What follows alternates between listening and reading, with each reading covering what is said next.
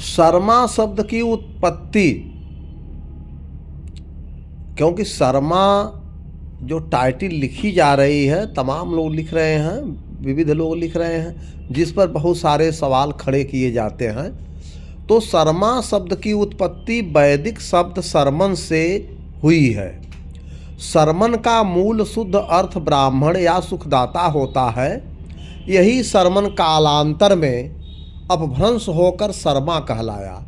जिस प्रकार उपाध्याय शब्द का अपभ्रंश ओझा या झा है, संसार का कोई भी ब्राह्मण हो, उसको किसी भी धार्मिक अनुष्ठानों में या वैदिक संकल्पों में हाथ में जल लेकर अपने को शर्मा या शर्मन ही बताना पड़ता है, चाहे उसका आस्पद आचार्य शर्मा, दुबे, मिश्रा, शुक्ला, उपाध्याय, ओझा, झा, तिवारी, विश्वकर्मा, धीमान, पांचाल, जांगीड़ आदि हो।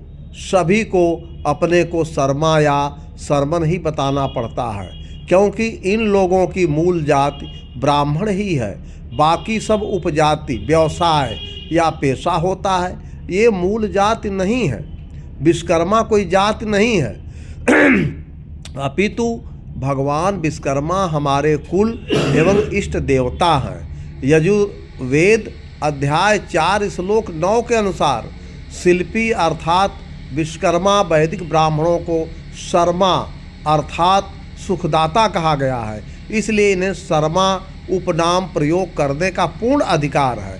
संकल्पों के बिना कोई पूजा पाठ या धार्मिक अनुष्ठान पूर्ण ही नहीं होता, जिसमें हमें अपनी मूल जाति और गोत्र के साथ अन्य जानकारियाँ ब्राह्मण पुरोहित को बतानी पड़ती है।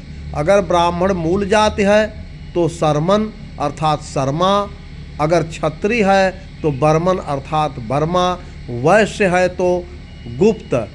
अगर इन तीनों में से कुछ भी नहीं है तो उन्हें अन्य मानकर उनके नाम के साथ दास या भक्त का उच्चारण किया जाता है। इसलिए कोई भी धार्मिक अनुष्ठान हो, उसमें संकल्पों में पुरोहित या पंडित को अपनी जात ब्राह्मण ही बताएं, अन्यथा वो आपको शूद्र या अन्य समझ करके, जो अज्ञानी लोग हैं, उच्चारित करके आपकी पूजा संपन्न करा देगा। अब ध्यान देने वाली बात ये है कि इन चारों के अलावा अन्य कोई उपजातियाँ या व्यवसाय संकल्पों में उच्चारित किया ही नहीं जा सकता। जैसे बढ़ई, लोहार, सोनार, ताम्रकार, शिल्पकार आदि, या इस तरह से और भी जो पिछड़ी और दलित जातियां हैं, उनका भी उच्चारण नहीं किया जा सकता, क्योंकि इन पंचशिल्पियों की मूल जात ब्राह्मण ही है। चाहे कोई स्वीकारे या नहीं, सत्य अपने आप में अटल होता है।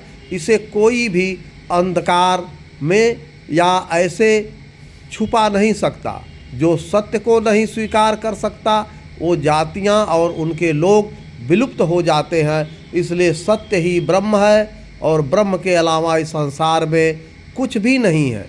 तो अपने लोग स्वयं इस बात को समझें और दूसरों को भी समझाएं, तब जा कर के सत्यता का पता चल पाता है।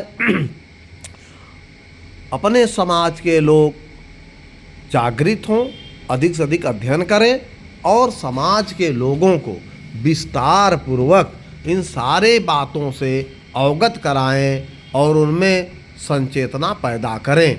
बोलिए ओम विश्वकर्मणे नमः।